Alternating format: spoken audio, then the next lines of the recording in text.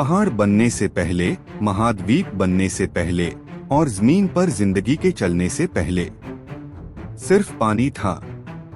पुरानी किताबों में इसे गर्भोदक कॉस्मिक ओशन कहा गया है।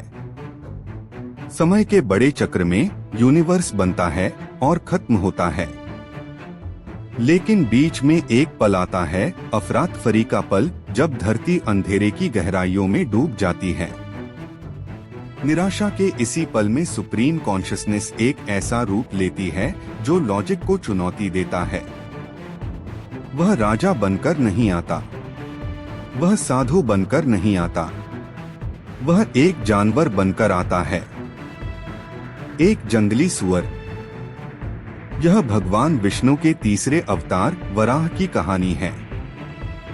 जिन लोगों को नहीं पता, उनके लिए यह एक सुअर के धरती को बचाने की एक सीधी सादी कहानी है, लेकिन सच की तलाश करने वालों के लिए वराह कुछ ज्यादा गहरी चीज दिखाता है।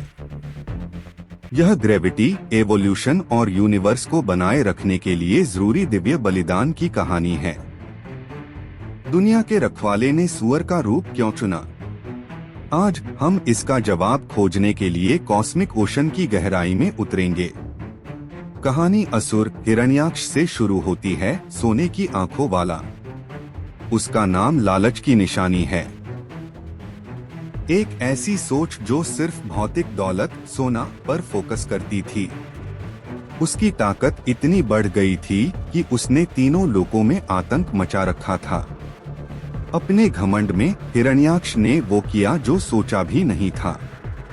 उसने भूदेवी धरती माँ को चुरा लिया और उसे कॉस्मिक ओशन की गहराई में खींच लिया। यूनिवर्स का बैलेंस बिगड़ गया। धरती के बिना जीवन के ये कोई जगह नहीं थी। देवता डर के मारे देख रहे थे कि धरती कैसे प्राचीन खाई की कीचड़ में डूब रही है। धरती माँ की चीख भगवान विष्णु के कानों तक पहुंची, लेकिन खाई की कीचड़ और कीचड़ में घुसने के लिए विष्णु को एक ऐसे रूप की जरूरत थी जो गंदगी से खराब हुए बिना उसमें चल सके। एक ऐसा रूप जो खोद सके, जड़ें जमा सके और उठा सके। कहानी कहती है कि बनाने वाले ब्रह्मा की नाक से अंगूठे के साइज का एक छोटा सा सुअर निकला।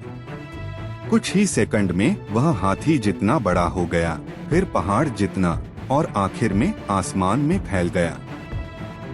उसकी दहाड़ से गैलेक्सी हिल गई। यह कोई आम जानवर नहीं था, यह यज्ञवराह था, बलिदान का रूप। वराह कॉस्मिक पानी में कूदे, समुद्र कांप उठा। वहां उन्होंने राक्षस हिरण्याक्ष को डूबी हुई धरती की रखवाली करते हुए पाया। इसके बाद एक लड़ाई हुई जो हजारों सालों तक चली। यह धर्म, ऑर्डर और अधर्म, अराजकता के बीच की लड़ाई थी। आखिर में अपने दांतों से वराह ने राक्षस को छेद दिया, जिससे लालच का राज खत्म हो गया। लेकिन लड़ाई तो बस आधी ही थी। धरती अभी भी डूब रही थी। यही वह सवाल है जो कई लोगों को हैरान करता है, सुअर ही क्यों? कई कल्चर में सुअर को गंदा माना जाता है, लेकिन वैदिक परंपरा में सुअर का एक खास महत्व है। सुअर एक ऐसा जानवर है जो कीचड़ में खुदाई करके अपना खजाना ढूंढता है। यह अस्तित्व के सबसे अंधेरे, गंदे पहलुओं, अज्ञानता, पदार्थ और अव्यवस्था में गोता लगाने और सत्य का रत्न खोजने की क्षमता को दिखाता है। वराह हमें सिखाते हैं कि भगवान सिर्फ आसमान की पवित्रता में नहीं है, भगवान हमें बचाने के लिए कीचड़ में उतरने को तैयार हैं। विष्णु पुराण की पुरानी किताबों में वराह को यज्ञ वराह बताया गया है, जो एक तरह का बलिदान है। उनके 4 पैर 4 वेदों को दिखाते हैं। उनके दांत बलिदान की लकड़ियां हैं। उनके दांत चढ़ावे हैं और उनकी घुरघुराहट वैदिक मंत्रों की आवाज है। यह एक गहरा उदाहरण है। इसका मतलब है कि धरती सिर्फ शारीरिक ताकत से नहीं, बल्कि बलिदान से टिकी हुई है। दुनिया खुद को इसलिए बनाए रखती है क्योंकि जीवन का एक रूप दूसरे को दे देता है। वराह वह ब्रह्मांडीय सिद्धांत है जिसके अनुसार जीने के लिए कोशिश, रस्म और कर्तव्य का पालन जरूरी है। जब वराह धरती को उठाते हैं तो वे उसे अपने हाथों में नहीं पकड़ते, वे उसे अपने दांतों पर पकड़ते हैं। मूर्तियों में यह एक नाजुक संतुलन है। यह इस बात का प्रतीक है कि धरती नाजुक है, इसे ताकत से फिर भी सावधानी से संभालना चाहिए। यह हमें उस ग्रह की रक्षा करने के हमारे कर्तव्य की याद दिलाता है जो हमें सहारा देता है। आइए इसे मॉडर्न साइंस के नजरिए से देखें। कई जानकारों ने विष्णु के 10 अवतारों, दशावतार और डार्विन की इवोल्यूशन की थ्योरी के बीच एक खास समानता देखी है। पहला अवतार मत्स्य, मछली, जीवन पानी में शुरू होता है था। दूसरा कूर्म, कछुआ, पानी में रहने वाला, जमीन पर चलने वाला था। और तीसरा वराह, सुअर जमीन पर रहने वाला मैमल है। वह उस समय को दिखाता है जब जीवन ने जमीन पर पूरी तरह से कब्जा कर लिया था। वह गर्म खून वाला, गुस्सैल और अपने इलाके की बहुत रक्षा करने वाला होता है। पुराने समय के ज्ञानियों ने शायद डार्विन से हजारों साल पहले इन आध्यात्मिक कहानियों में बायोलॉजिकल इवोल्यूशन के इतिहास को एनकोड किया होगा। कॉस्मोलॉजिकल स्केल पर पृथ्वी का ऊपर उठना एक ग्रहीय घटना के तौर पर समझा जा सकता है। कुछ मतलब बताते हैं कि वराह की कहानी एक जियोलॉजिकल समय को दिखाती है जब धरती बर्फ या पानी में डूबी हुई थी और जमीन के टुकड़े उभरे, एक टेक्टोनिक बदला।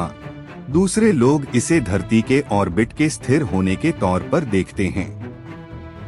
जैसे वराह ने धरती को अस्तव्यस्त खाली जगह से निकाला, वैसे ही यूनिवर्स की ग्रेविटेशन ताकतें विष्णु की एनर्जी का एक रूप ग्रहों को उनके सही ऑर्बिट में रखती हैं, जिससे वे गहरे स्पेस की एंट्रोपी में डूबने से बचते हैं। इस विश्वास की शान देखने के लिए किसी को सेंट्रल इंडिया में उदयगिरी गुफाओं की यात्रा करनी होगी। 5वीं सदी की शुरुआत में बनी इस जगह को गुप्त वंश के सबसे ताकतवर सम्राटों में से एक चंद्रगुप्त II ने बनवाया था।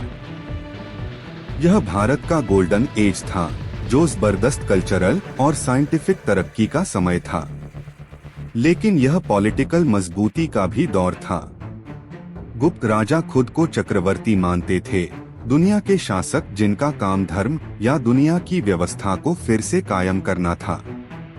उदयगिरी में वराह की बहुत बड़ी मूर्ति सिर्फ धार्मिक कला नहीं है, यह एक मजबूत राजनीतिक बयान है। इस नक्काशी में वराह खुद राजा को दिखाते हैं जो धरती अपने राज्य को अव्यवस्था की ताकतों से बचाते हैं। वह ताकतवर और जीत की हालत में खड़े हैं। उनका पैर सांपों के राजा के सिर पर है, जो पाताल लोक पर उनके दबदबे की निशानी है। भूदेवी, धरती की देवी, उनके दांत से लटक रही हैं और उन्हें प्यार से देख रही हैं। इस तस्वीर ने 1500 से ज्यादा सालों से इंसानियत को अपनी ओर खींचा है। यह बचाव के उसी पल को दिखाती है, नाउम्मीदी पर उम्मीद की जीत और एक नेक राजा के राज करने का दैवीय अधिकार। आर्ट हिस्टोरियन इसे भारतीय कला की सबसे बड़ी मास्टरपीस में से एक कहते हैं, लेकिन यह सिर्फ कला से कहीं ज्यादा है। यह एक पॉलिटिकल और स्पिरिचुअल बात है। जैसे वराह ने धरती को अव्यवस्था से बचाया, वैसे ही राजा या इंसानी आत्मा को समाज को अव्यवस्था से बचाना चाहिए। अवतार एक हमेशा याद दिलाने वाला है कि जब चीजें बिखर जाती हैं, तो उन्हें वापस जोड़ने के लिए एक ताकत पैदा होती है। आखिर में वराह की कहानी सिर्फ आसमान में किसी देवता के बारे में नहीं है, यह हमारे बारे में है। हम सभी के पास अपना हिरण्याक्ष होता है, लालच, डिप्रेशन और अज्ञानता के राक्षस जो हमारी चेतना को कीचड़ में खींचने की कोशिश करते हैं। हम सभी के जीवन में ऐसे पल आते हैं जब हमें लगता है कि हम डूब रहे हैं। वराह अवतार हमसे अपने अंदर की ताकत ढूंढने के लिए कहता है, गहराई तक जाने के लिए, कीचड़ से न डरने के लिए, अपनी चुनौतियों में उतरना और खुद को ऊपर उठाना, ठीक वैसे ही जैसे उसने धरती को ऊपर उठाया। धरती सुरक्षित है, भगवान के कॉस्मिक नियमों से बंधी हुई है। और जब तक हम उस सुअर को याद रखेंगे जिसने सच के लिए गहरी खुदाई की थी, हम भी गहराई से ऊपर उठ सकते हैं। देखने के लिए धन्यवाद। अगर आपको कॉस्मिक अवतार की यह यात्रा पसंद आई तो प्लीज लाइक और सब्सक्राइब करें। हमें आगे कौन सा पुराना रहस्य खोजना चाहिए, हमें कमेंट्स में बताएं।